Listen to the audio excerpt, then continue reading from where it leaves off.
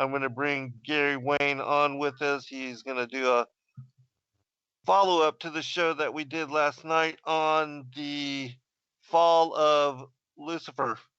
And tonight we're going to be covering the Books of Enoch and speaking about him as a prophet. Gary, are you there, brother? I am here. All right, excellent. Well, we didn't lose that much time, so we should be able to cover a lot of information. And so I was just telling the listening audience that we did cover the fall of Lucifer last night, and just the whole story of the war in heaven and the pre-Adamic times, all of that. But this evening we're going to speak about the Books of Enoch and anything else of interest that you'd like to talk about. But if you would, can you give out your website and contact information, and also where people can go to find and support your work? Sure. Most people can get a hold of me on Facebook under Gary Wayne, and I have some Genesis 6 conspiracy pages, and also a group, Gary Wayne, the Genesis 6 conspiracy. I do a weekly blog that most people find interesting. And I post all of my interviews on my site and on my group as well. You can also get a hold of me through Twitter at Gary Wayne63, at Gary Wayne63. My website is the Genesis6conspiracy.com. That's Genesis 6, the number 6, conspiracy.com. And on there, I've got a generous excerpt of all 98 chapters and connections to Barnes & Noble and Kindle and Amazon.com if you're interested. And you can also contact me through my website as well, through the email access. So lots of ways to get a hold of me. And if you do ask me a question, I will get back to you. Excellent. And if you would, can you tell those that don't know a little bit about your upcoming endeavors and the books you'll be releasing soon? Well, hopefully. Yeah, the book, hopefully soon. Yeah, I need to get at it. You need to get serious again on it. The book I'm working on, and I'm well into it, is about the second Exodus, as I like to call it, and likely going to call it Covenants, Curses, and Commitments. It's about the Holy Covenant, the curses, and the blessings out of the covenant, how the covenant has been fulfilled through the curses because of the violations against the covenant, and that how Israel will awaken in the end time and will be led in Exodus with Judah in the last 3.5 years of this age. So I'm going to try and bring all of that together, and also include some material on the lost tribes of Israel as well. Excellent. Well, with regard to the topic that we were covering last night about the fall of Lucifer, the war in heaven, and the exile of the rebel angels down here to the earth, was there anything else that you wanted to bring up or bring forward before we move into the topic of Enoch and the Books of Enoch? Yeah, really, I think we covered a lot of extensive detail on it. The one aspect in terms of the relationship between Jesus and Lucifer, in terms of people think of Lucifer as the morning star, and also Jesus is called the morning star. We did not cover that often. That's why I prefer the translation in Isaiah 14:12 as Hail El, son of the dawn, because he's the son of the morning, where Jesus is clearly called in Revelations the morning star. So I think that if that was just translated as it should be, I think then there's absolutely no confusion. And then there is another aspect where Lucifer, or Satan, was likely the minister and highest, most powerful angel before his fall, before the throne, and that through the Melchizedek order, Jesus will become that eternal priest, as it's talked about in Hebrews, that replaces eventually, as being part man and part God through Jesus, who will live eternally, as it explains in Hebrews, to, I think, replace the position that Satan once held as Hail El, in probably the most powerful angel that was ever created. And what's interesting is also in Hebrews, it says that Melchizedek was like and similar to Jesus, and also that he was no beginning and no end, like the Alpha Omega, and that he has no genealogy. And so I wonder whether or not it was actually a pre-Jesus, a word incarnate that presented himself as Melchizedek to bless Abraham, who was going to create Israel, who is going to produce the Messiah, Jesus, down the road. It would be so appropriate, being Alpha Omega, and that Melchizedek does not have a genealogy listed in the Old Testament and says there is no genealogy for them in the New Testament. So we did not get a chance to get into that in detail, but that's kind of the quick summary. That I think that's a sort of a denouement of the minister aspect that Satan likely once held within. And we also covered last night that he has the 9 jewels for his breastplate, like the Aaronite priests have 12, and a number of other things. So that would be about the only thing that I thought that we didn't quite get into, but I think we gave so much information that I don't think anybody walked away disappointed. No, I think everybody will be greatly blessed by that show, because we covered that topic in very thorough manner, probably more so than people are going to find on any one program anywhere. What about, because there is mention of Melchizedek also in the work of Enoch, so would you want to comment there as we move into this particular topic? Well, yeah, and I think, when we get into the different books of Enoch, Enoch has a number of sort of incarnations in through the various books. So, I think let's just leave that until we get into that a little bit further, because I'm not quite sure which direction that we're going to go with that. Okay. Well, let me start with this. As far as the books of Enoch, what are your feelings on the 3 that are available, and also why do you think that it is and was not included with canon? What are your thoughts on that? Well, I think the issue gets to be, in terms of books that are going to be put into the canon, they have to establish the authorship of the gospel, and they also have to ensure that it has congruency and hasn't been corrupted in any sort of way or fashion with what the Bible says. And I think those are the 2 issues, and which is kind of the root to the meaning of Apocrypha, which is why they're put in there, doubted authority or unknown authority or unknown authors. So those get to be the issues, and to varying degrees, each of them have some issues that are not completely congruent with the Bible. So I think that's really gets down to it.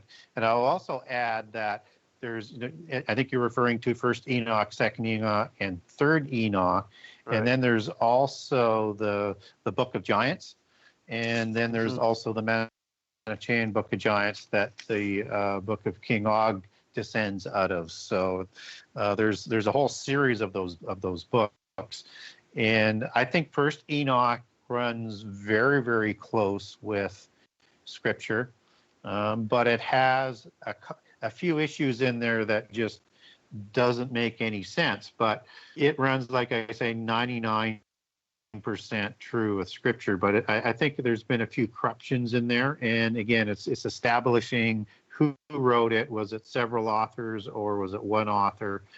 And when people always say, well, what corruptions might you be talking about in First Enoch?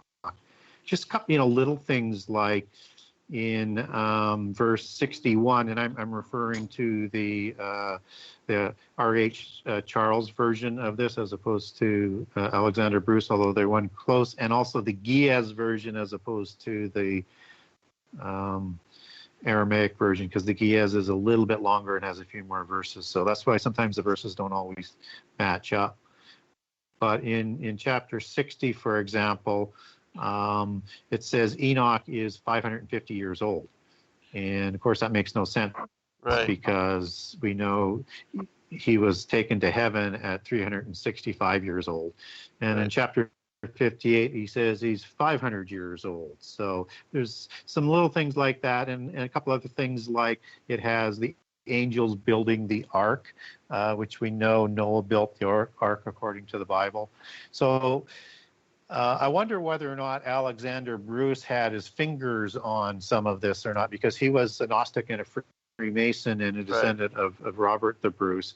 And I'm just wondering whether or not he may have put a couple of corruptions in there from the Gnostic perspective. So so I would say on First Enoch, like 99%, I mean, it's very hard to pick holes in that. Second Enoch has a few more problems in it. For example, in Second Enoch, it has, the gods of the seven heavens, and they're using Greek names of gods in there.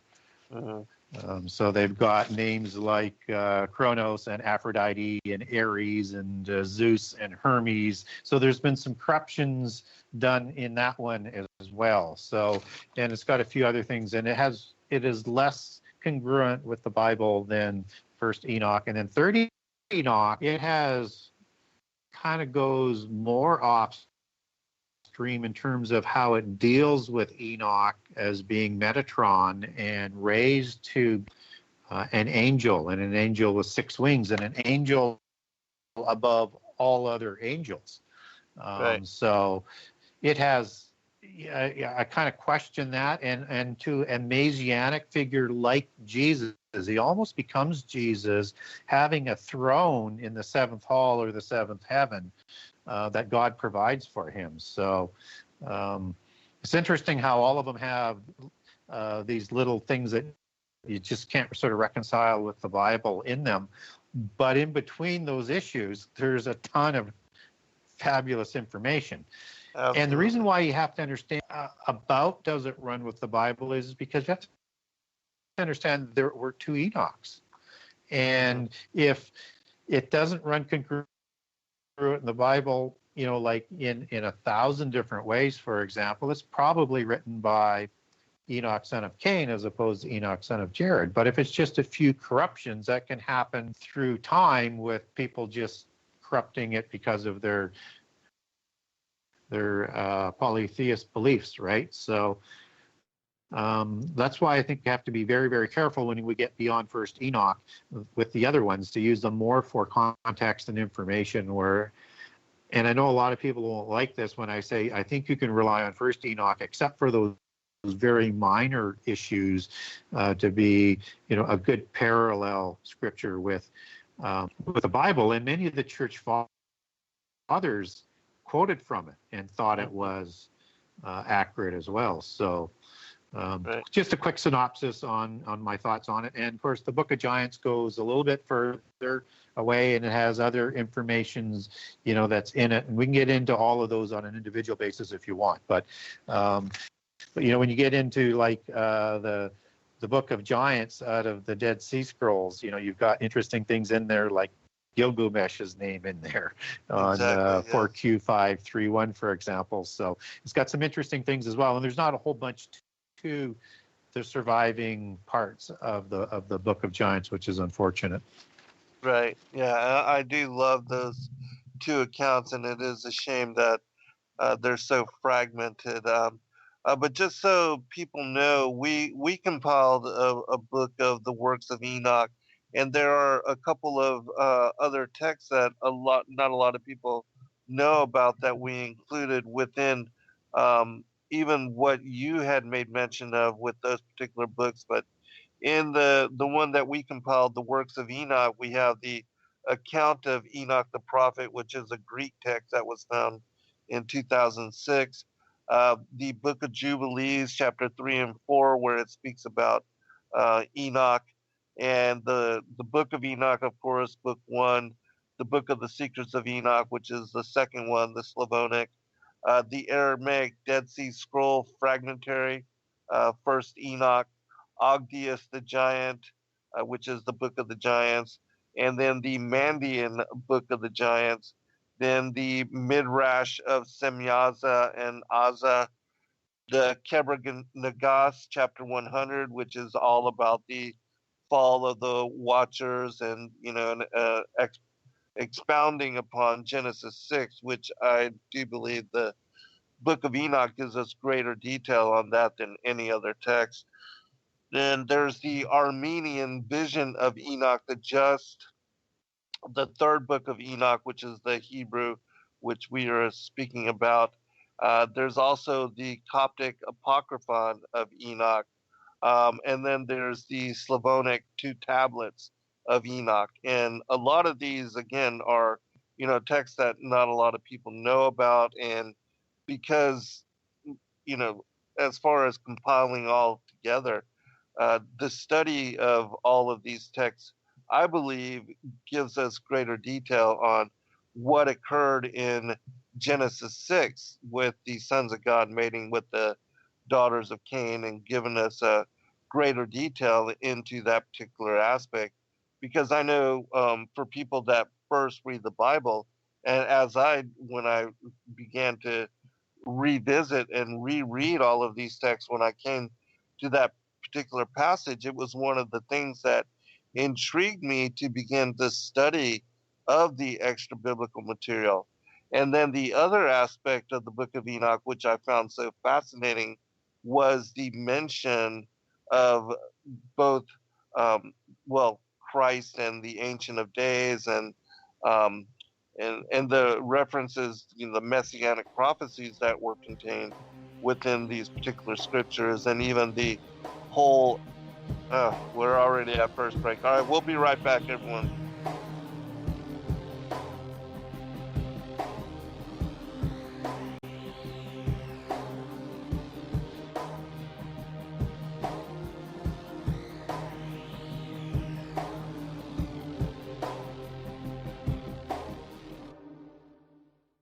And everything. But welcome back, and we appreciate all of you. And I just wanted to let you know that the index that I had read from is from the book that we put together called The Collected Works of Enoch. And I'll be sure to send that to you too, Gary, so you can check out those other texts that I made mention of. They're pretty interesting. But with regard to Enoch, as far as the messianic prophecies, in my opinion, because I believe that the Council of Nicaea and some of these other councils, that um, they may have had more of an interest in keeping truth from the masses, and that collectively, the children of Cain, the seed of the serpent, and the various church authorities, that they have always had that as intention, to keep truth from the masses and keep us in the dark with regard to knowledge, especially anything that has to do with the prophecies of the coming of Christ. And I think that that's one of the reasons why perhaps the Book of Enoch was targeted and kept, and almost eradicated completely, from public disclosure. Any comment on that, Gary? Well, I think that's a very, very distinct possibility. And, we don't even see a copy of Enoch until about the 17th century or the 18th century, when Alexander Bruce translates the copy that they find in Ethiopia, the Kies version. And then we get the Aramaic versions a little bit later. So it's a more recent addition into our bank of knowledge of the scriptures.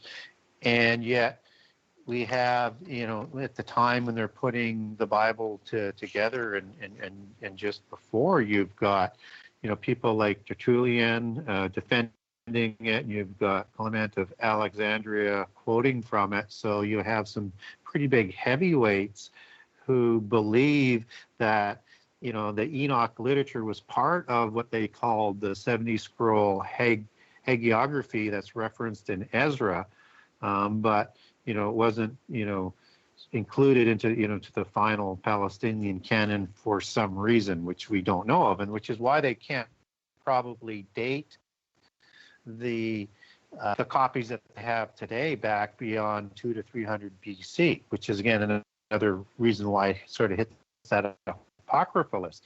But what we don't know is was there older Hebrew copies of it that was kept by the church and locked away? Because the Vatican has these vast libraries and caverns of secrets that they've locked away that they've been collecting for almost 2,000 years.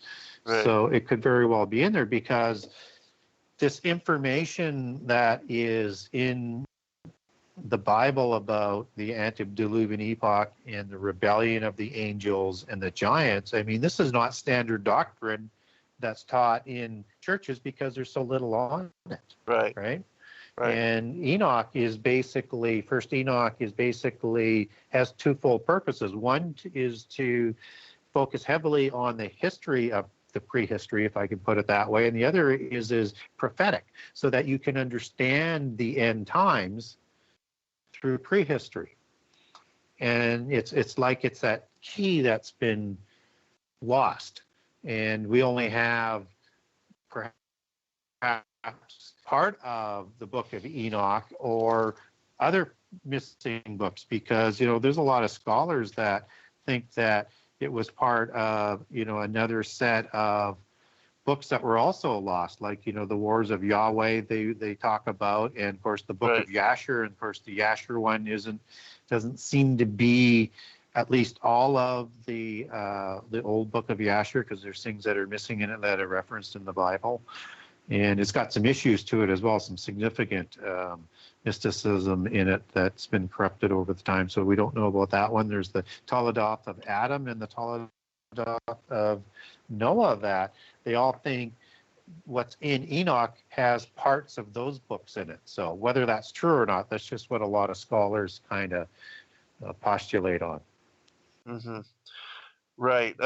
Yeah, and as far as some of the scholarly and some of the opinions, I'm very careful with all of that as well, because again, I don't necessarily trust even the opinions of professional opinions of some of these things. And again, even with the Book of Enoch, I think that it's a very much older text, and that there probably are older copies that we do not have access to. And even like with the Dead Sea Scrolls, it has been mentioned, and there have been people that have given testimony as to seeing firsthand complete, full extent Aramaic copies of the Book of Enoch, and not in the Ethiopic, and going back to thousands of years, or at least as old as the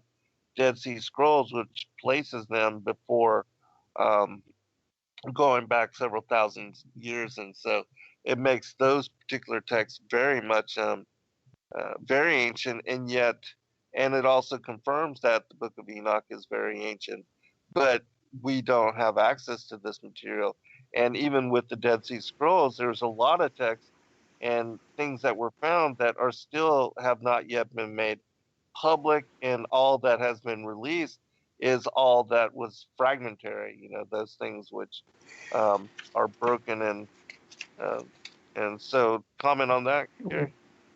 Well, again, I think we have to be very, very critical in terms of the so-called experts, in terms of what their opinions are. So when I mean to be critical, we need to ask very serious critical questions and what their biases are. And one of the things that they tend to do is they look at the style of writing of certain aspects, and just like they do with the Bible throughout. And the whole, as soon as I see that, what I see is they're trying to delegitimize the credibility of it. Yes. So an example of that in terms of how they do that is they divide up the various chapters in the first book of Enoch to be written in different dates, all fairly recent dates. So they divide chapters 1 through 36 into what they call the Book of Watchers, to somewhere around 150 to 300 BC. But then they have chapters 37 to 71, and that they put that in what they call the Book of Parables. And I don't even know where they get these names from. Maybe you do, but and they date that to about 100 to 200 you know, AD. So all of a sudden now you're getting hundreds of years difference in terms of the age that they're dating parts of Enoch. And then they've got the astronomical book of luminaries, chapter 72 to 82 now, and they date that back to about 200 BC. And they have the book of dreams and visions in chapters 83 to 90, and that they date to about 150 BC. And then they have the Epistle of Enoch, chapters 91 to 108, which again goes back to about 100 to 150 AD. So they have all these various dates, and I find that quite suspicious because, you know, when I read through, and I'm no expert on the linguistic aspect, but I don't really see a significant style difference, if anything. But again, like I say, I think it's you know, more or less just how they try and delegitimize it for the reasons that we talked earlier. And then you've got some scholars that think that Enoch was first written in Aramaic, which makes no sense, because if it is old and it has this information that is just astounding throughout it, I mean, original would be in Hebrew. We may not have an original Hebrew, exactly. but to say it was first copied in Aramaic just makes no sense. And then people say, well, it wasn't even done first in Aramaic, even though we have Aramaic copies. They say it was first translated into Greek, which is, you know, absolutely crazy. Right.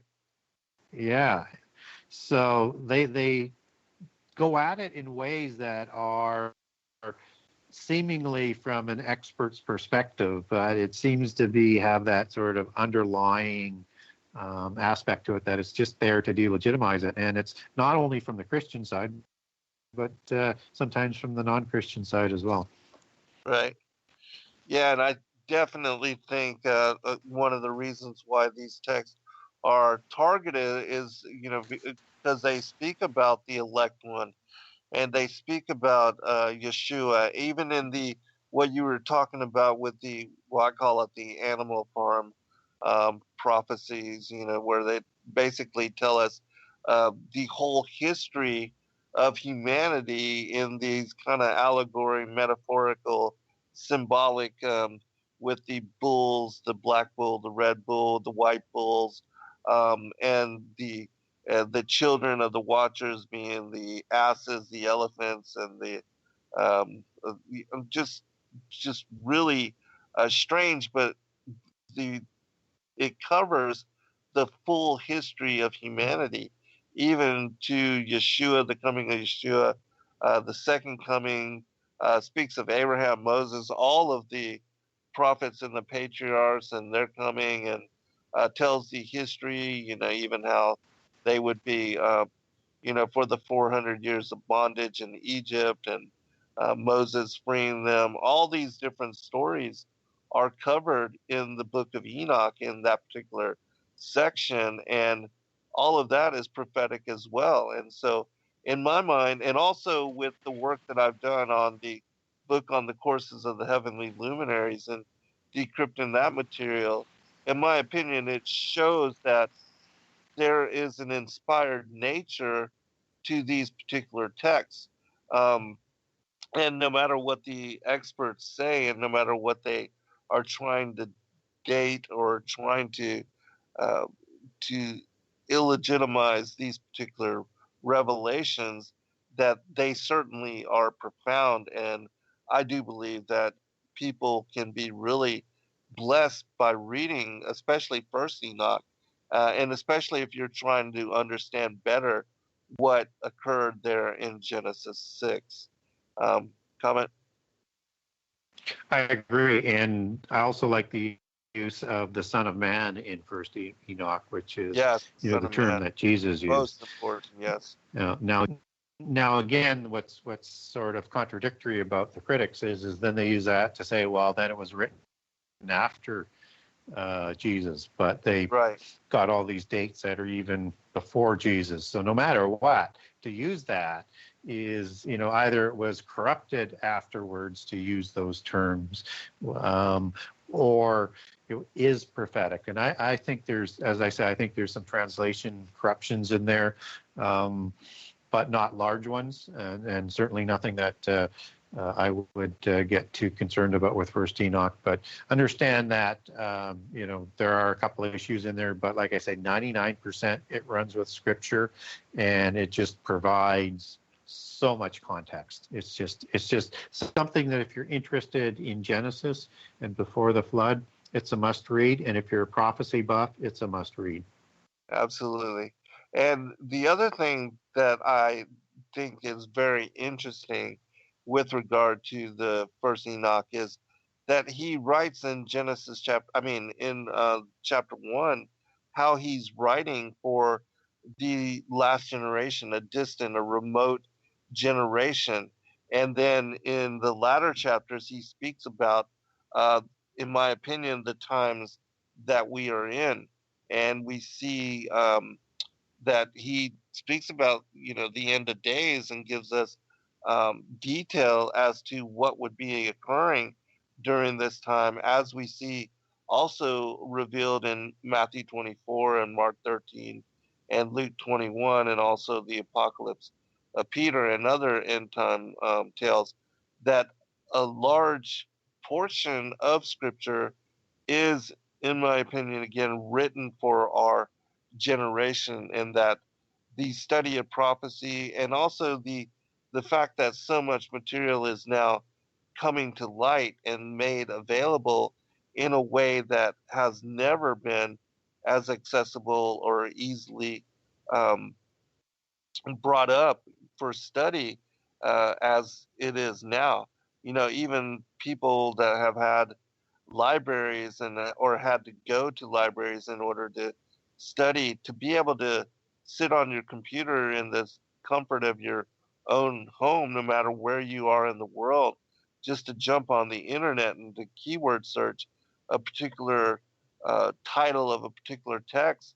And that is so amazing. And the fact that all these texts are now being published on the internet, and there's so much material that we never had access to being made available to everybody is absolutely fascinating. There was also just recently a story, the a group, I forget exactly the name of these people, but what they do is they digitize um, ancient manuscripts, and they were allowed into, I believe it was one of those Balkan countries um, near Bulgaria.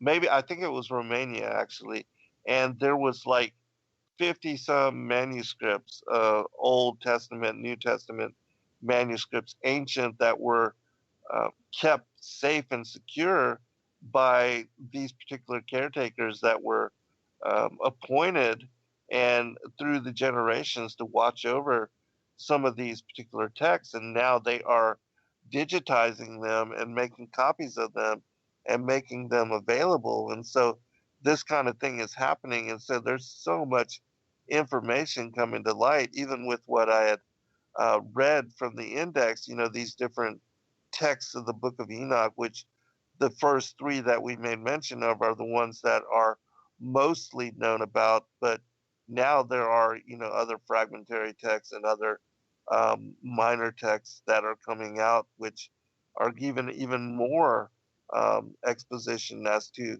who Enoch was and the work that he did, and elaborating on the focus of the Watchers and their interdiction into the affairs of humanity, which is such a very important part of Scripture and the biblical timeline, because the fallen angels, the creation of the giants, um, and the wars between the giants and Israel, because that's something that is covered in great detail even within Scripture, but it's not even spoken about other than David and Goliath by the mainstream community. And these kind of things are so very important because they show to us and affirm that things like evolution are a lie, and that the whole thing that we evolved of a monkey, all of that, it's just crazy. then that there's another race of beings here, 6-fingered, 6 toes, double sets of teeth, that have been and are still, because I don't know if you know about this, Gary, but I just picked up a book called The Solomon Island Mysteries, and it speaks about how there are giants even present in this day and age, and that um, that were met by the American military and the Japanese military during World War II, and that particularly in the Pacific Island area, and that there are stories amongst the natives even now of people that are abducted and that were kept by these particular race of giants within the interior of the mountains there. There's a story of a lady that was kept as a servant to one of these giant families, and she escaped years later and brought forth all of this. I mean, just sounds completely crazy, but these are the kind of things that are caught up in the oral traditions and shared amongst the Solomon Island peoples, the native peoples that live there. And these are some of the stories that are shared within this book, Solomon Island Mysteries, written by Marius Banyan. And so, I mean, just fascinating, incredible.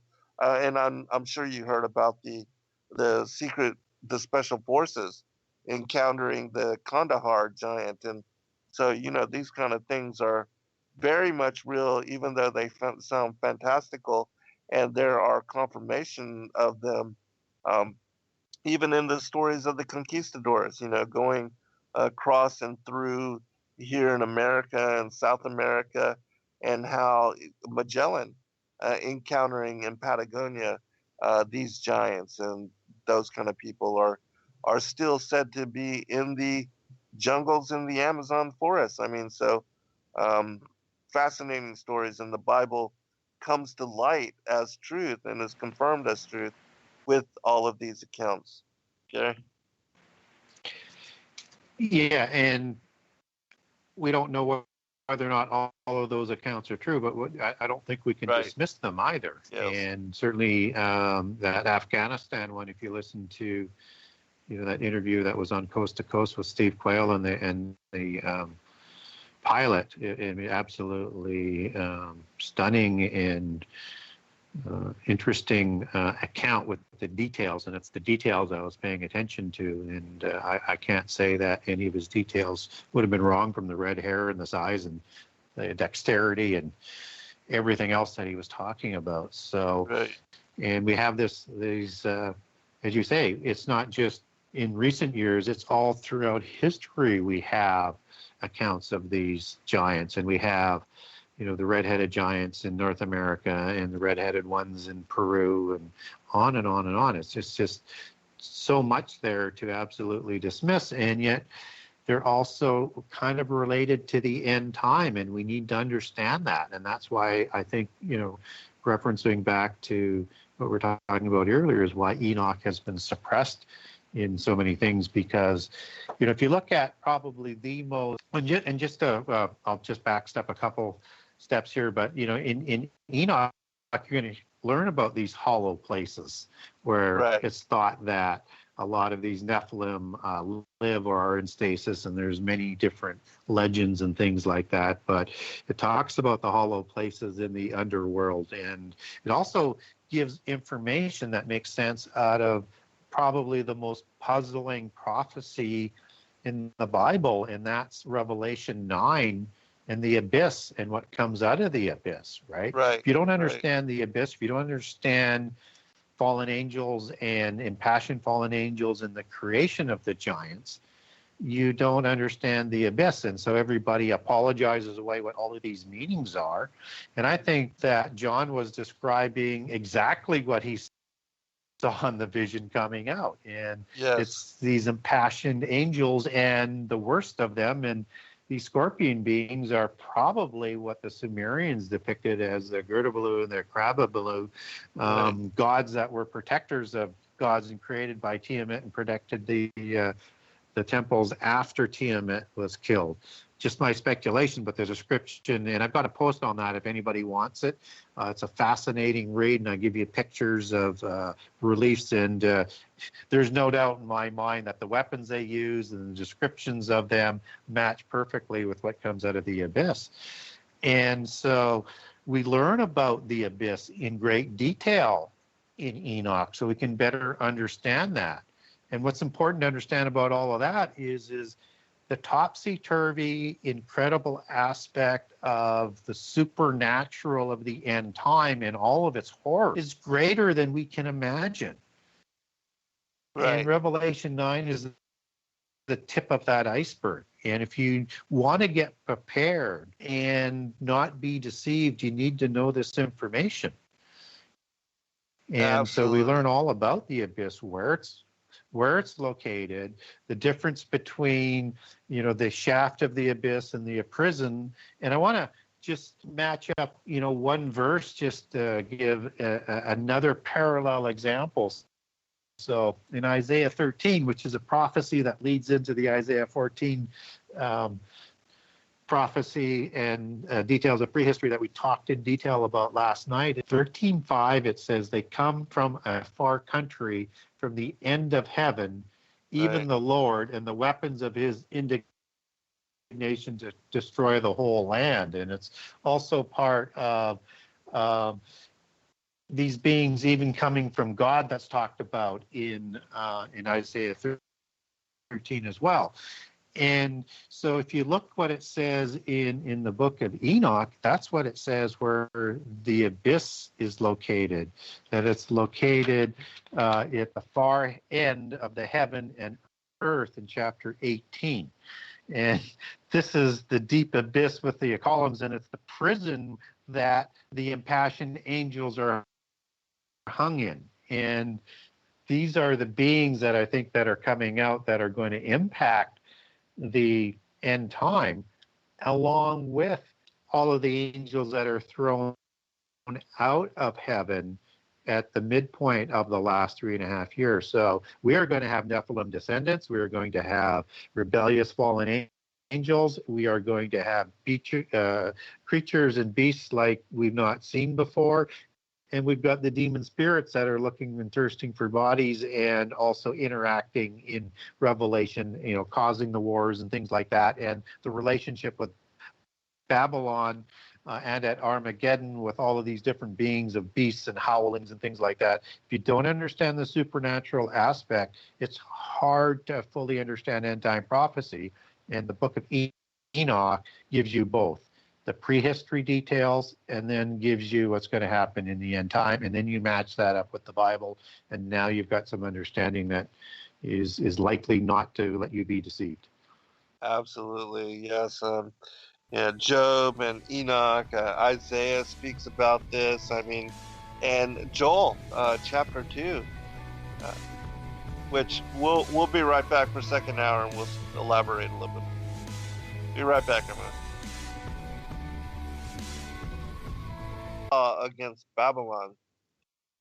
Lift up a standard on the mountain of the plain. Exalt the voice to them. Beckon with the hand. Open the gates, ye rulers. I give command, and I will bring them.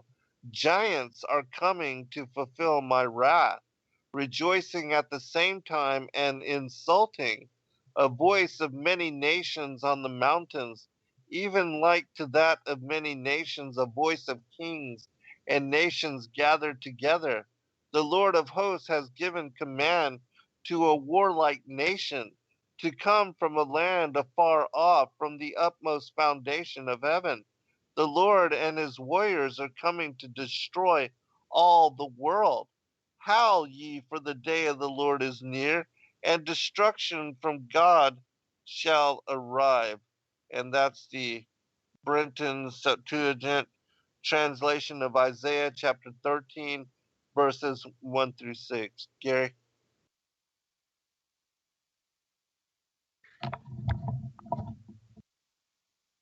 Gary, you there, brother? When you start reading in Isaiah and Jeremiah about all of this wrath and supernatural destruction, and you've got dragons and howling beasts and satyrs and everything that's involved in some of these prophecies. It's very, very important that people go back to prehistory to understand prophecy, because you need to understand these stuff in the context, because what has happened before is going to happen again. Yes. And it's all going to come about in a significantly quick sort of manners for people. And so I think it's just so important to read prophecy in that sort of context. And when I talked about the crab, I always struggle with that there. Crab, Umalu, and the Girdalbaloo out of Sumerian mythology, that's in the Enuma Elish and the Epic of Gilgamesh. And here's the description. They are described as large beings with the head, torso, and arms of a man, the body of a scorpion, avian legs or bird legs, and wings that launch powerful destructive weaponry depicted as some form of arrows from bows, and stinging their prey from a venomous. And you see the pictures of them in the reliefs, and then you match that up with Revelation 9, you quickly understand it's probably these are the protectors of the gods that are coming with them as part of that supernatural army that you were talking about. And a crab goes back to the Hebrew 6137, which is for scorpion and or scourge, which is what these things do. And a crab is also in Chaldean for scorpion as well, and is called the oppressors of the gods, as I had mentioned. And then if you go to, as you were mentioning just before, you read about this army in Joel 1 and 2. And this is not the Armageddon army at this point in time, because the Armageddon war was going to follow in Joel 3 and 4. But yet in Joel 1 and 2, you're also going to get mentions of mighty men, as well as these scorpion-like beings that match up very well with the beings that are in Revelation 9. And I also think this is the same war as Ezekiel 38 and 39, because again, you get these mighty men mentioned in chapter 39, and we know this is an end time battle as opposed to the 1,000-year one, because it happens in the latter days, is what it says in Ezekiel. And in chapter 39, it also has a reference to the second Exodus. So we know it has an end time application. And you also have these travelers, as some translations like to describe it. And these travelers are thought to be the ones that go back between the dimensions, like the Rephaim did, which it would be connected to the mighty ones. So when I look at all of that, that is before the abomination and before the wrath bowls. And if it's that bad, just think how bad and how big the army is going to be for Armageddon. And it has to be a war. It has to be a war of that size, because Antichrist needs to come in and convince the world that he's the Messiah and he's going to bring peace. And so he's got to have an Armageddon type war, as Jesus does, to properly fulfill his Antichrist credentials.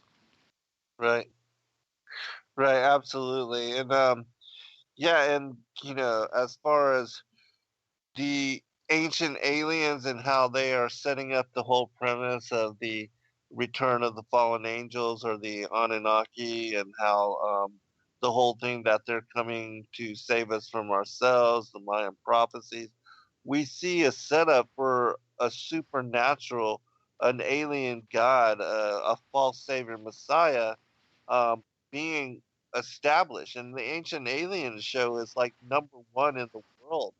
And so many people, especially if they're not well versed in the esoteric aspects of the scriptures and those things that we're speaking about here, they don't understand the truth of the gospel and how these kind of things are revealed. And because these things aren't being taught in most of the mainstream churches, they are leaving those places and leaving those kind of pastors, and they're going to seek answer in other direction. And a lot of people are embracing the theology, because this is like a religion that is being put forth, the whole ancient alien. I mean, all those guys that come on there, they talk about, the extraterrestrials. They are the angels, or they are our gods, or they are our creators. The whole thing.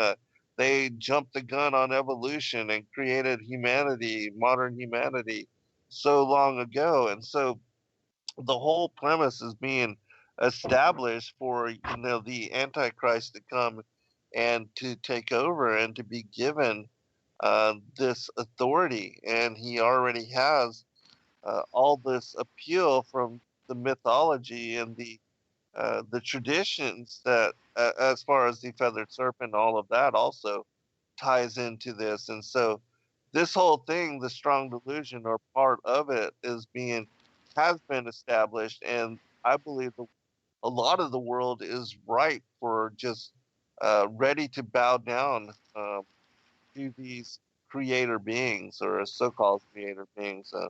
Thoughts on that, Gary?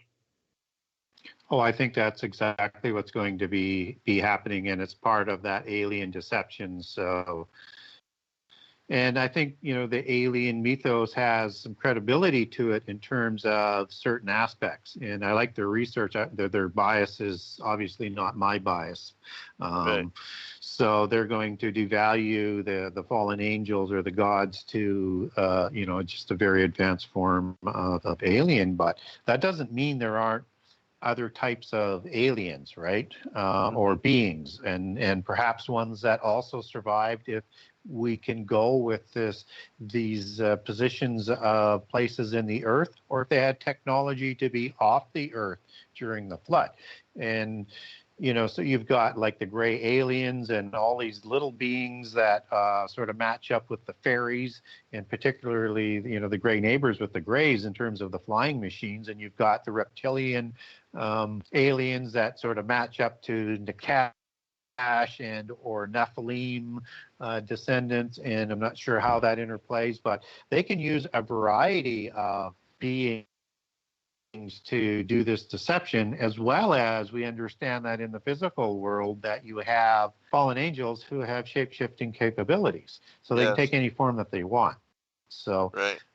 And then you've got this Anunnaki coming back, which is really the gods and part of the angelic realm that everybody talks about communicating with the governments today. So I think that is a distinct likelihood, and I think when we see the war in heaven in Revelation 12 and what Antichrist does to bring, as in Daniel, some of the starry host down, I think that's going to be like a Star Wars type war. We're going to think that we're just part of this greater universe fighting for our freedom. That's what they're going to tell people if they that will fall for it, just like in Star Wars. So yeah, I guess the simple answer is I agree with that 100%. It's part of that great delusion. And I should mention that, and because I didn't mention earlier where I got that passenger or traveler aspect of Ezekiel. That's 39:11 if people want to double check that. And the word in the King James Bible is passengers, but in other translations it'll say travelers. But if you take that back to Hebrew, that's the word abar, 5674, and that means to cross over.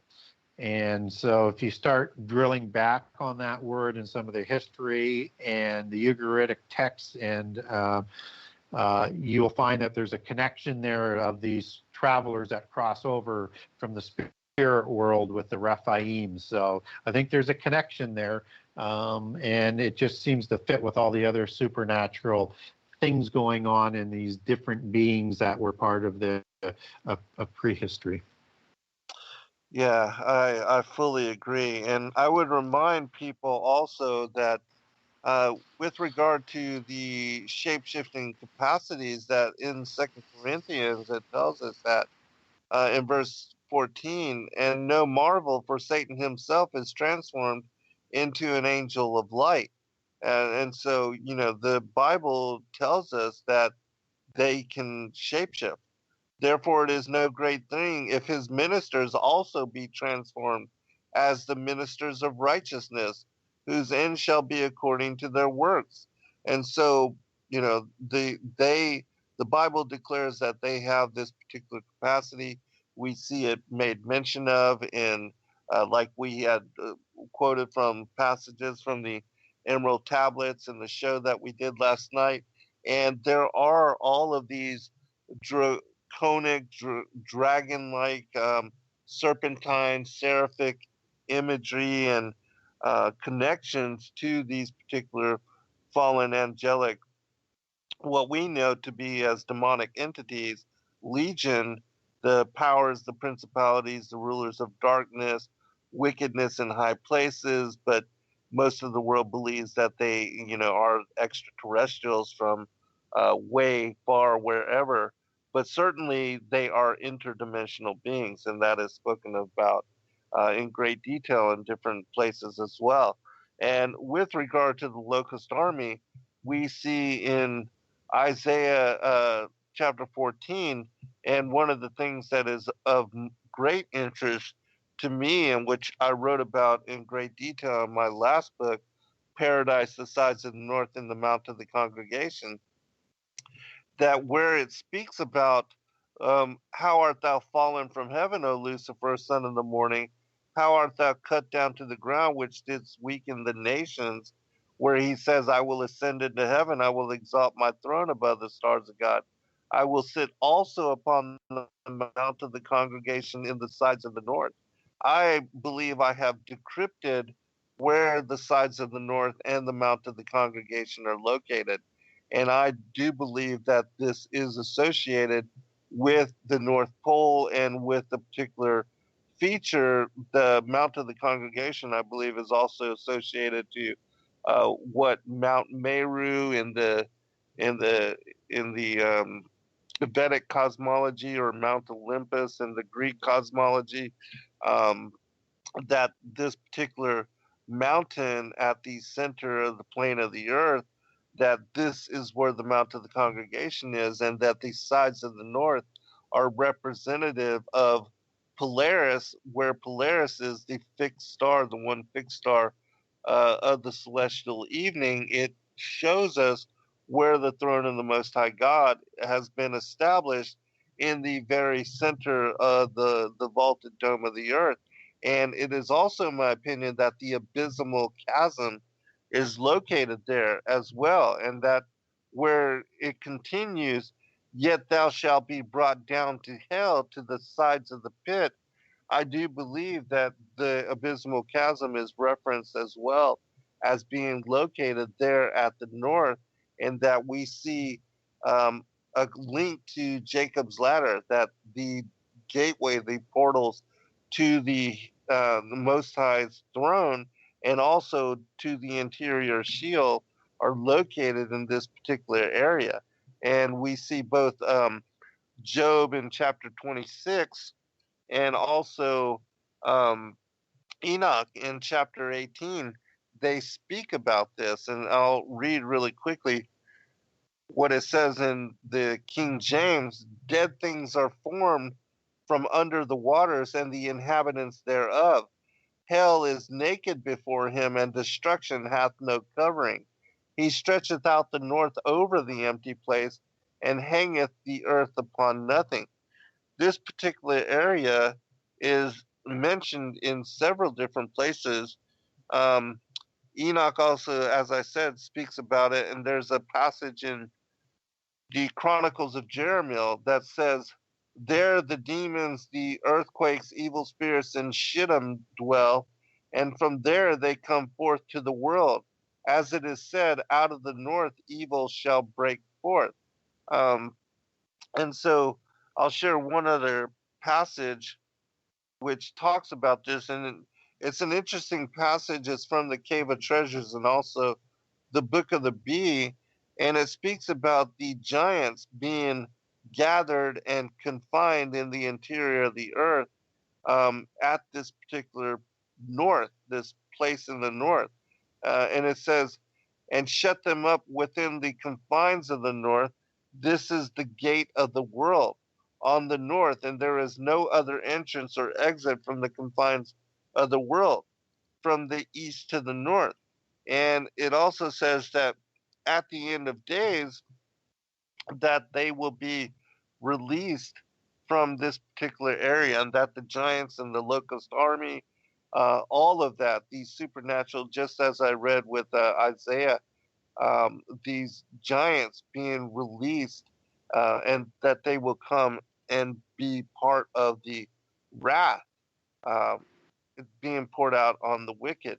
Just one further comment here. It says, on account of the assured tranquility and certain peace, same thing as Paul references, that peace comes sudden destruction. Suddenly the gates of the north shall be open, and the hosts of the nations that are imprisoned there shall go forth. The whole earth shall tremble before them, and men shall flee and take refuge in the mountains and in the caves and burial places and in the clefts of the earth. And they shall die of hunger, and there will be none to bury them, by reason of the multitude of the afflictions which they will make men suffer. They will eat the flesh of men, and drink the blood of animals. They will devour the creeping things of the earth, and hunt for serpents and scorpions and reptiles that shoot out venom, and eat them. They will eat dead dogs and cats and abortions of women with the afterbirth, and they will give mothers the bodies of their children to cook, and they will eat them before them without shame. They will destroy the earth, and there will be none able to stand before them. And, this goes right along with Joel chapter 2, the supernatural armies, and even, the whole thing of the mention of that the earth will be destroyed, before them a Garden of Eden, and then after them destroyed wilderness. And so I think you're definitely right on with all these connections, Gary. Yeah, and you said a lot in there, so I want to touch on Right. some of the stuff as my memory recalls them, because there's so many interesting sort of points there. So, and you're talking about these mountains, and typically in prehistory, there's these 7 sacred mountains, and one is in the center of the earth. Right. But there are 7 around the world, and so we're not sure where all of those 7 are, but the north is always sort of mentioned in the ways that you were talking about. And also the armies that are coming, that are these supernatural armies, whether or not it is in the Joel War or mentioned in Gog, they're coming from the north.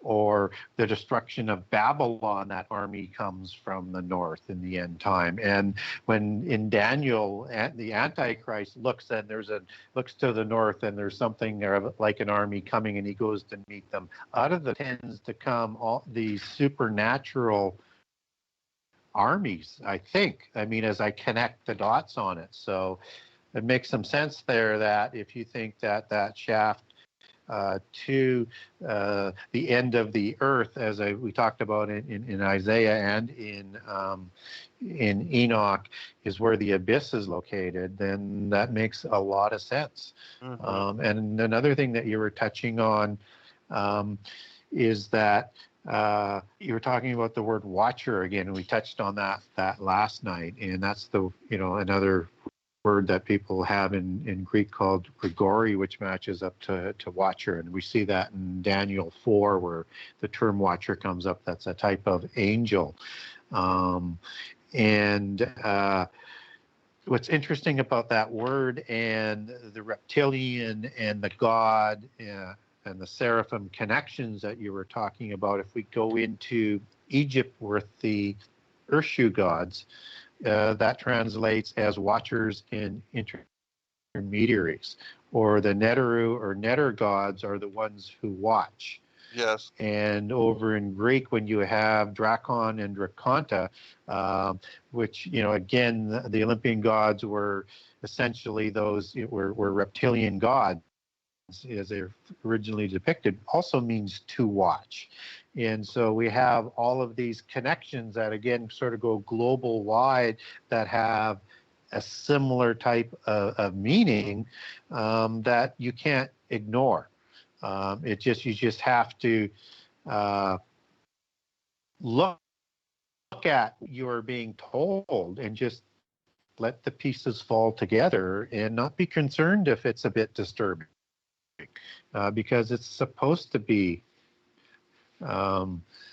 disturbing. So I think all of these connections that you're talking about and the supernatural nature that we've been talking about is why, if you want to understand that you have to understand First Enoch and some of the other context that you get out of the other books of Enoch. Yeah, absolutely. And that's why, again, I think it's very important for the world to, and especially the seekers seekers of truth, to open themselves and embrace these possibilities. Because even Yeshua spoke about in Matthew 24, Mark 13, and Luke 21, when the apostles asked him about these signs of the end and about the things that would be occurring in the world when he returned and when he would be coming for second advent. He said, as in the days of Noah, so shall it be in the days of the second coming of the Son of Man, that as they were marrying and giving in marriage, just like everything was just normal and natural, and then the flood came upon the world, the same thing would be going on in this day and age with us being the fig tree generation, and that everything would seem normal. And as Paul says, then peace comes sudden destruction, and that then, like a thief in the night, he would return. And so, in my opinion, we are seeing indications of that with regard to as in the days of Noah. And it's very important that we understand that the connotations that Christ is alluding to is the connections to the giants and the fallen angels and all that occurred that led up to the flood of Noah's day. That really the flood was brought upon the world not because of necessarily just the wickedness of humanity, but because of the presence of the giants here upon the earth, and that they were cannibals and they were feeding on and feasting on the flesh of humanity and decimating humanity in such manner.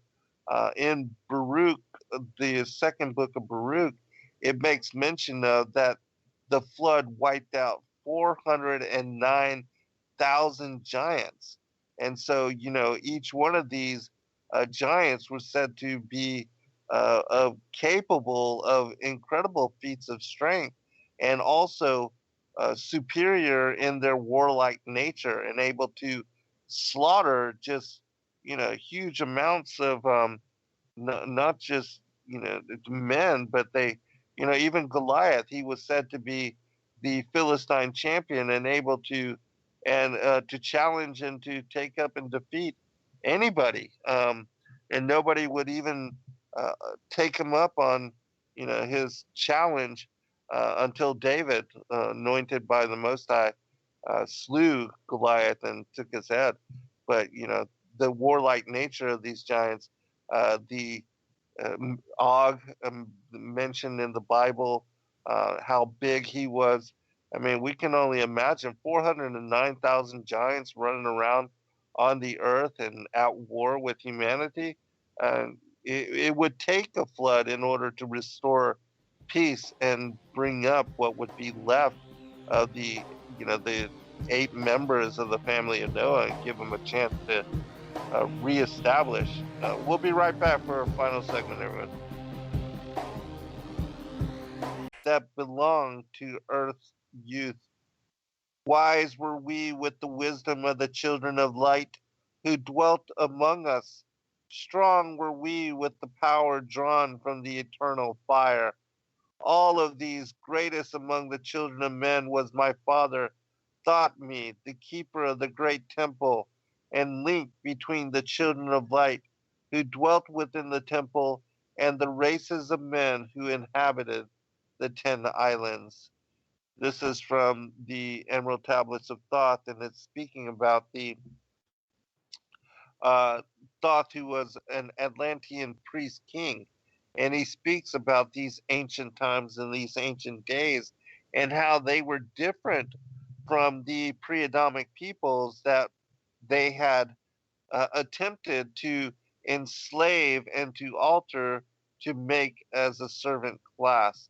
And I think that that, in my opinion, was one of the reasons why the Most High God had created modern humanity in their own image and to bring us upon the earth, because it would be through us that not only would Christ be born as one of the children of Adam and bring salvation to world, but also condemnation to the fallen ones for all that they were doing in trying to enslave even the pre-Adamic peoples and for the evil that they unleashed upon the world.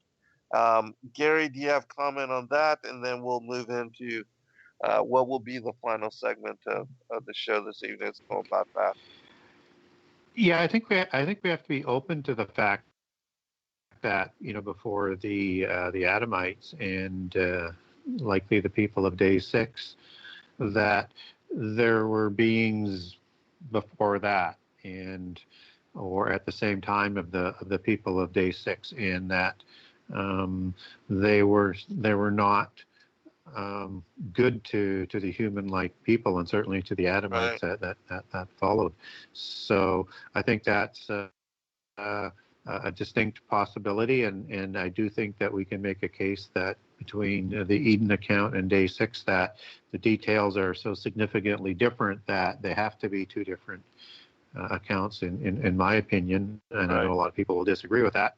But if you go point by point, and I have a handout if somebody wants on the differences on that, just get a hold of me and I'll send it to you.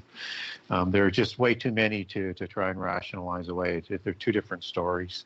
So I think that's been around all of the time. And if you look at the Watchers and these types of beasts, that these other beings, whether or not they're reptilian-like or the Nakash type, because the Nakash was an intelligent being before Eden, and was considered a kingly being in the other religions and mythologies, and was an intelligent being that could speak, that this may have been that race that they were talking about. And it would make sense why the Nakash would want to help with Satan to bring down the Adamites, because there are two different types of people. Now, how they're created is a whole different ballgame, but that makes sense to me, that there's like another connection there. And when I was also thinking that in what you were talking about before the break, as in the days of Noah, and we have to remember that in the days of Noah, that Noah lived 600 years before the flood and 350 years after the flood, which is important because you have giants after the flood as well. Right. And you have Babel after the flood, and you have Sodom and Gomorrah, and all of that is reflected in end time prophecy and allegory. And that's why we need to consider after the flood as well. And then before, I agree that with what you had said, that God was really forced to start anew and wipe everything out, because the corruption was more than just the violence, right? That we read about in 6:11 and 6:12. And if you take corrupt back to Hebrew, you get a better understanding what it means when it says the whole world was corrupt. That means basically decayed, destroyed, ruined, spoiled, Yes. perverted. And I think that means not only with the Nephilim, but with all these other beasts that were created, and how many other animals were distorted through DNA manipulation or crossbreeding with all of these other perverted types of creations that are recorded in other religions and mythologies. And I also think that the genome of the plant world was changed. Right. completely as well, just as what we're doing today. And if we look at what we're doing today, and we see the technology and the things we can do today, and we look at the corruption that is being talked about that would actually bring about a flood, that means that their technology and capability had to be, in my opinion, greater than what we have today, because we're not quite in the end time yet, and our knowledge and technology is still advancing. So I look at all of this as, when it says the whole world is corrupt, I think we need to take that at face value, that everything was corrupted. And I also think that's one of the reasons why God leads the animals that are going to go on the ark as representatives of the species, because that's what kind stands for in the Bible in terms of how it's used, a representative of the species to go on the ark, because he knew the ones that were corrupted. Right. And probably is at least a form that he wanted to survive after the flood, to repopulate the earth along with the 8 humans that are also not corrupted with Nephilim DNA or bloodlines. And that's my position. I know there's other positions that say that the wives had DNA from the giants. I don't think so, but I recognize that that's a possibility, because giants do show up after the flood, and they bring about the same sort of horrors that were going about before the flood, but they never seem to populate to the same degree as what Baruch tells us. You got 409,000 giants, and we don't even know whether or not that was the peak of the population, right?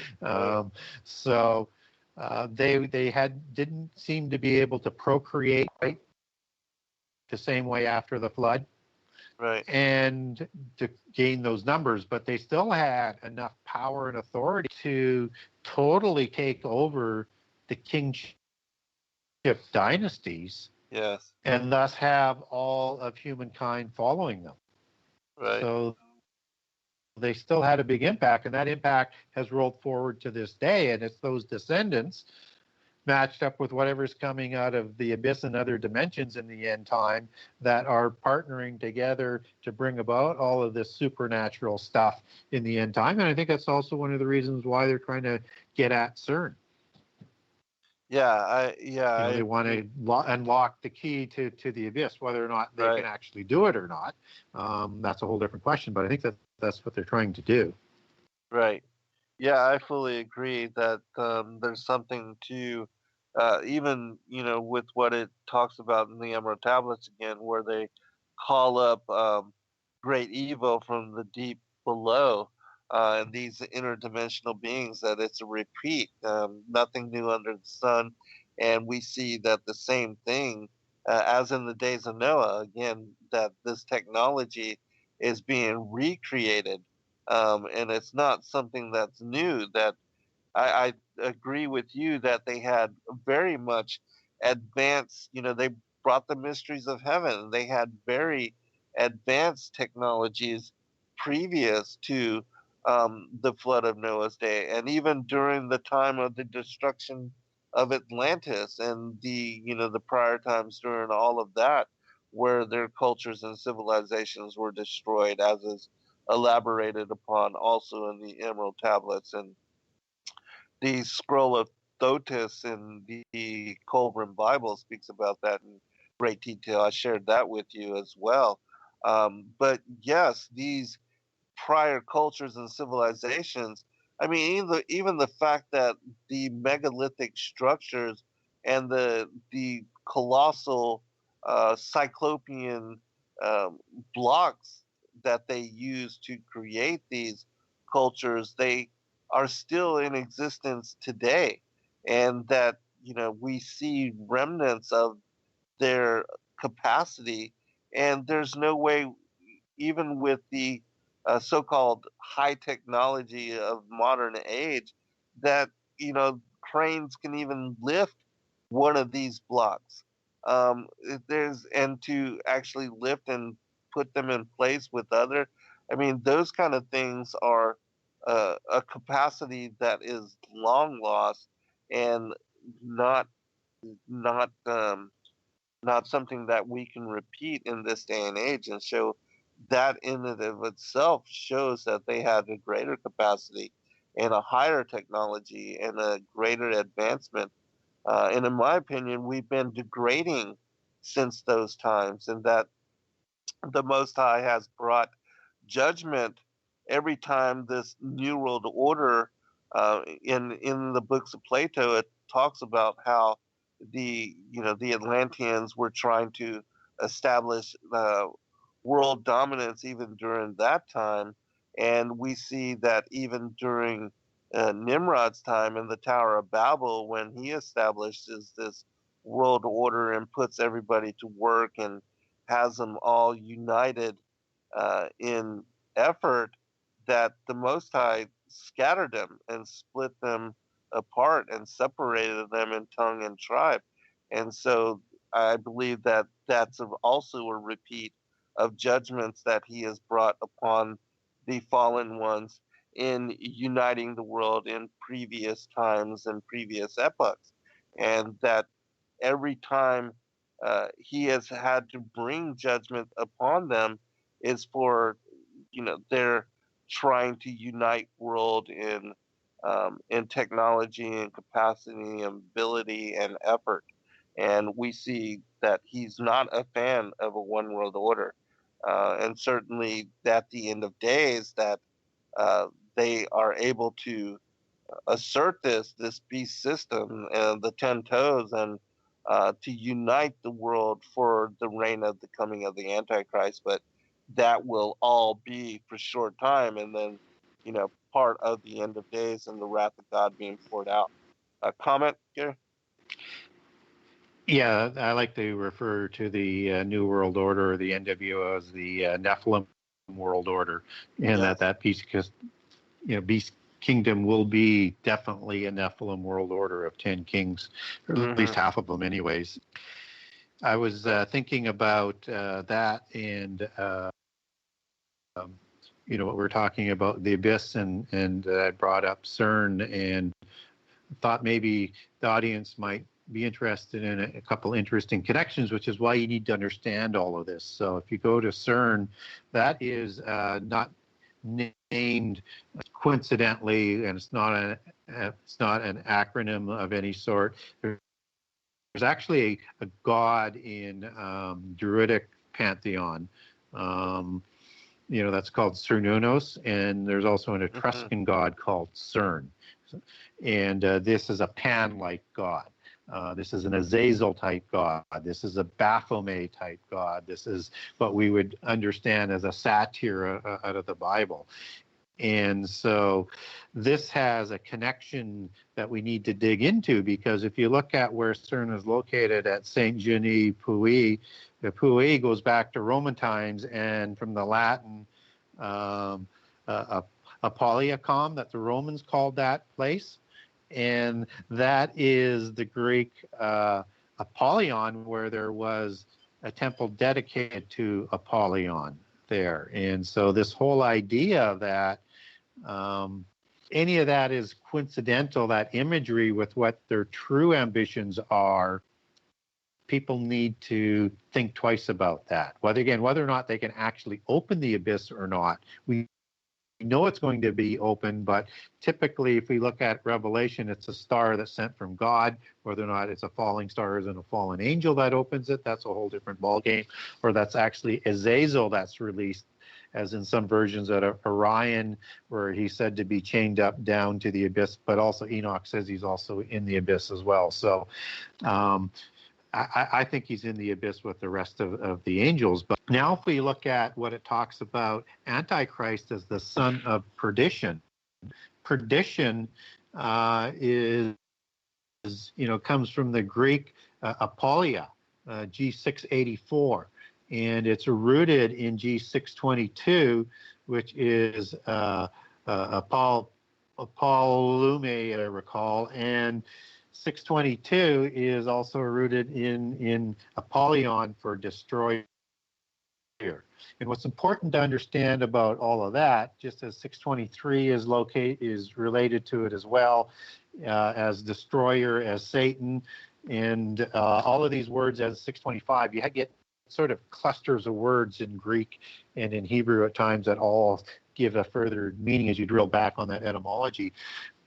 But when we read in Revelations that the Antichrist is the one who once was, now is not, but will be again, and is the one who comes up out of the abyss, and we understand that that's Abaddon and or Apollyon, which is likely Azazel, which is the leader of the angels coming out of the abyss. If that's not enough for you to think twice about why you need to read Enoch and understand prehistory, to understand what prophecy is talking about, I don't know what is. Right. Yeah, I fully agree with you, and that's why I implore people to do just that. And even though both you and I, we talk about these things and bring forth these concepts, and try to help people to bridge the gap as far as understanding the underlying truth, uh, between the Bible and the ancient mysteries and the ancient traditions and ancient discoveries of the world. There's nothing like studying these things for yourself and reading them for yourself. And it's in doing so, in my opinion, that the Holy Spirit gives you discernment and helps you to come to understanding on these things, because they are affecting us. And as we said, the strong delusion is being established, and those that have no love of the truth, they are the ones that are fallen away, and also that get caught up and led astray. It says that even the very elect could be deceived if possible. And so, I think this is, even though so many people believe it's nonsensical or not important, it could be the most important thing to really to come to knowledge on in these last days with what we are facing and about to face. Gary? Yeah, and again, I kind of cringe everybody when people start to say that these scorpion beings are helicopters and things like that. Yeah, I mean, right. you just have to read Joel and read Revelation 9, and you don't have to apologize for what the Bible says. You just need to, understand prehistory. And there's lots of examples of these scorpion beings in prehistory. I mean, you have, in Egypt, you have Serket, which was the scorpion goddess of fertility and medicine and magic and venomous bites, right? And she's depicted with a scorpion on her head and holding an ankh. And, she was the patron protection for pharaohs and the first two rulers of Upper Egypt. And that's where that Scorpion King 1 and 2 in the legends and movies sort of come from. And also was a protector that was from Apep, the snake god, to protect the kings. And you also have 7 scorpions of Isis that protected Isis and Horus after Isis was killed in Greek mythology. So when I talk that these were the oppressors of the gods and the protectors of the gods, it depends on which gods are being attacked by them. These are very, very powerful beings. And in Mesopotamia, you have the Ishahara, which was the mother of the 7 Sabeti gods and Sabeti priests, or would be similar to the companions of Horus or the Sebtiu, or the 7 sages of India, as you follow the same sort of terminology in other religions. And these Sabeti are the ones that also produce the survivors that help civilization after the flood in terms of how they view survival after the flood. And you also have scorpion gods that are in the Quiché Maya and Aztec history, and the names are way beyond my ability to pronounce when they get beyond about 12 or 15 letters.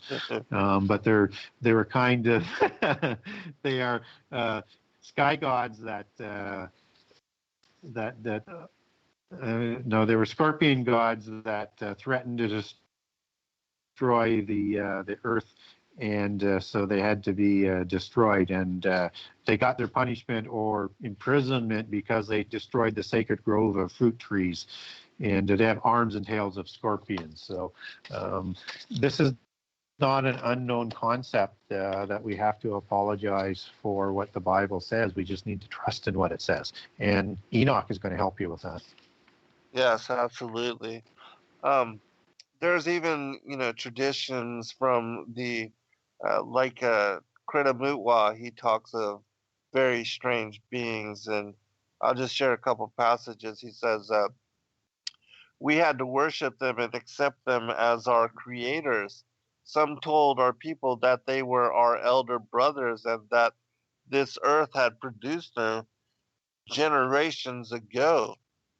Creatures of an extremely frightening and hideously ugly appearance. Some say that these creatures were like crocodiles with crocodile like teeth and jaws, but with very large heads.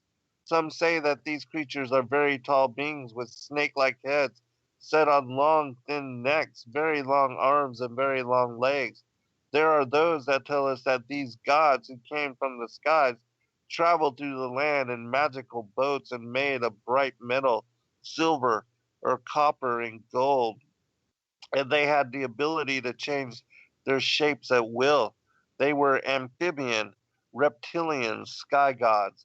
And so, all these things, even the traditions of the oral people, and as you had mentioned with the Chinese and the Japanese, the Korean, they speak about the dragon people and how they had established even the kings, the royal races that sit on the thrones of the world even now in this day and age. And so, I mean, these kind of things are still with us. And unless you really come to understand and embrace the discernment that we're sharing with you, you can't make sense of all of these loose connections or understanding underlying truth and the profundity of all of this information for us as being the last generation, because it is during our time that we will see the return of the Antichrist and the unveiling of the beast system. I believe, in my opinion, that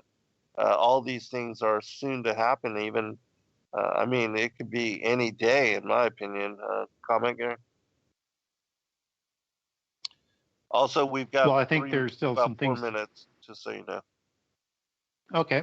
I think there's a few things that need to come together, but they can come together very quickly with some cataclysms. So I think we're close, Right. but I try not to get caught that we're in the last 7 years or anything like that, or trying to set Right. dates. Yeah. There's still some pieces to come together because we need a universal religion.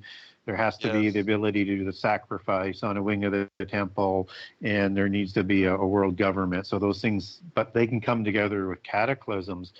When you're talking about those crocodiles, I just went to chapter 12, verse 1 of the Slavonic Book of Enoch, which is Second Enoch, and in the Slavonic version as opposed to the Greek version of it that you mentioned earlier. But it says, and I looked and I saw other flying elements of the sun whose names are phoenixes, caldri, marvelous and wonderful, with feet and tails in the form of a lion and a crocodile's head. Yes. And I Yes. just thought, I wonder whether or not those other beings might be the offspring of whatever these types of beings are.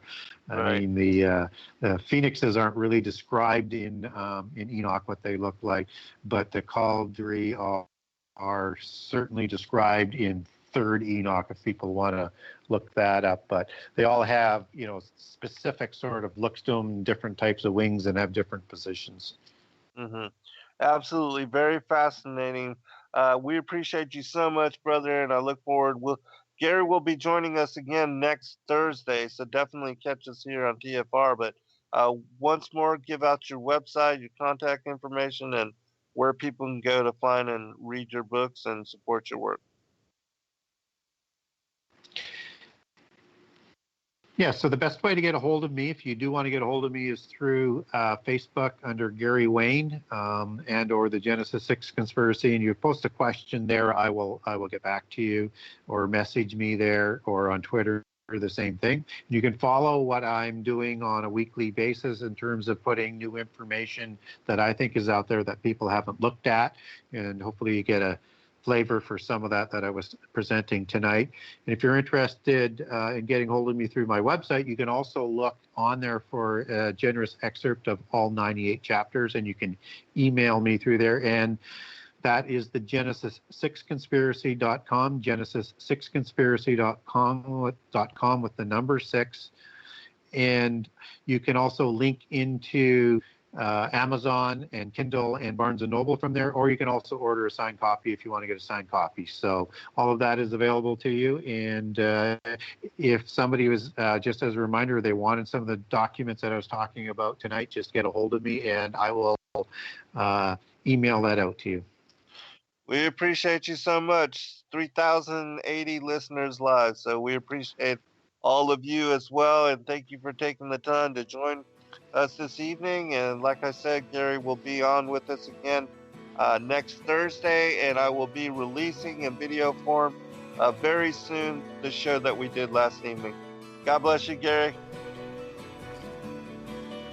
God bless all. Good night. Shalom.